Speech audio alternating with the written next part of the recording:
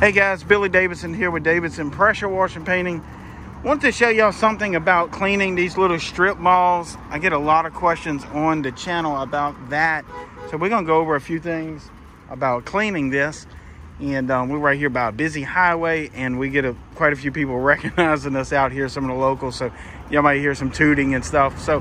But look, this is real important. These strip malls are everywhere. I mean, if you live in a small town, a big town, a suburb, out in the country, or right in the middle of the city, you're gonna find these little strip malls, and they get dirty, they need cleaned, they have a lot of high traffic, and you can go after some of this. We're gonna talk about how you might get some of these jobs and how to do them. And if you're interested in learning out how to price them with the sample contract, please go visit BillyDavidsonVIP.com. I have a brand new training course that teaches you exactly how to price out commercial jobs such as this with a sample contract.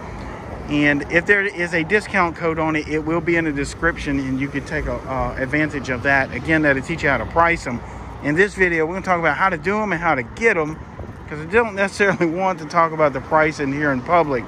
So basically how to do them is really not that complicated. People want to know, can these signs handle SH? The answer is yes and no, so it's a little complicated. So we're going to go over that. And we're going to talk about cleaning around some of these windows, the decals on it. Right here, you see a security gate down. That's nothing. I mean, that's bulletproof. You can do whatever you want to that pretty much, except scribble it up. But some of these open doors, I mean, some of these doors have like little open cracks down in them at the bottom of them. And you could surely shove water all in there. So we're not going to want to do that, but we're going to show you how to do it properly. And look at this. You don't want to be putting degreaser or SH on these decals. I don't think it's a good idea. So they're probably not expensive, but I don't want to be fooling with it, you know. So we're not going to put any SH or degreaser on that. Now, if you are window cleaning with a D99 system, then you could go right over those decals and stuff. That's not going to hurt it. But as far as putting sodium hypochlorite on it, I don't think it's a good idea. But we do want to kind of clean this up. So we're going to talk about that here in a bit too. So first, let's start out right here. We got Big Chris and Apex. What we doing here now, we spraying this top ledge, call it a ledge. It's everything above that canopy with a 2.5% sodium hypochlorite. Now, a couple things here. You can pre-wet those letters and those signage if you feel uncomfortable with it. I particularly know this building. I've done it years ago, so I know the amount of SH I'm using on it should be no problem. Now, also, you have electrical components behind these lettering. Sodium hypochlorite is an electrolyte because it contains sodium, salt, which is very conductive to electricity. These signs were built to handle water, which is much less conductive than sodium hypochlorite. So think about that. These are weatherproof, but are they sodium hypochlorite proof? We don't know. So we want to kind of limit the exposure and pressure of using sodium hypochlorite. So that, in this particular application, I would probably recommend a 12-volt system, even over a downstream system, just because a downstreamer could put a little bit too much pressure or too much fluid in that application and covering this. So you want to basically cover this with about a 2.5% sodium hypochlorite solution. Even if you get a little bit on the letters, if they're pre-wet prior to you putting your sodium hypochlorite, you should be fine. Now, also think about, if not in this particular place, but if there's awnings out here, cloth awnings, then you either don't need to use sodium hypochlorite above that awning, or either you need to wet that awning and pretty much constantly wet it while you're spraying the sodium hypochlorite.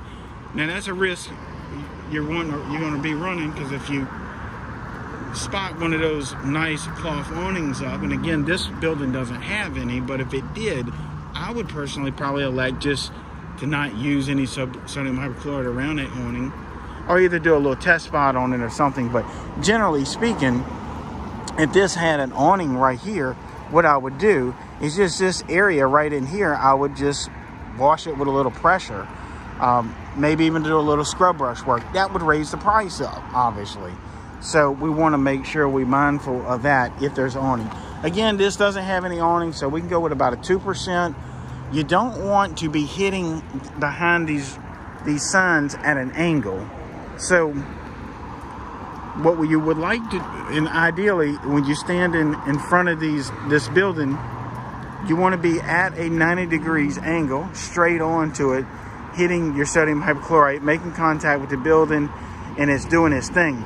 Now, let's say if we are at an angle here, we could push sodium hypochlorite behind the signage, and that's something we don't want to do.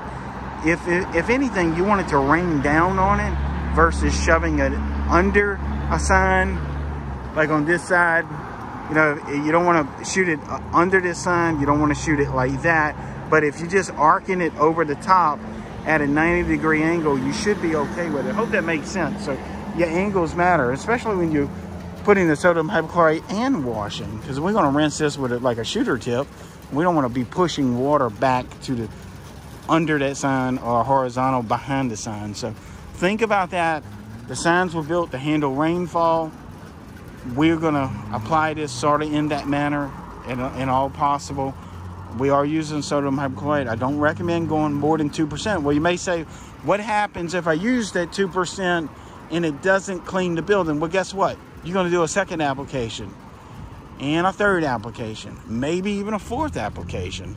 It's a lot quicker and easier than replacing one of these signs. So we could go to a 4% sodium hypochlorite and maybe arc or fry one of these signs, or tint it. You know, the red runs down, the green runs down. We could do that, or we can put a couple applications of 2% and get the same results.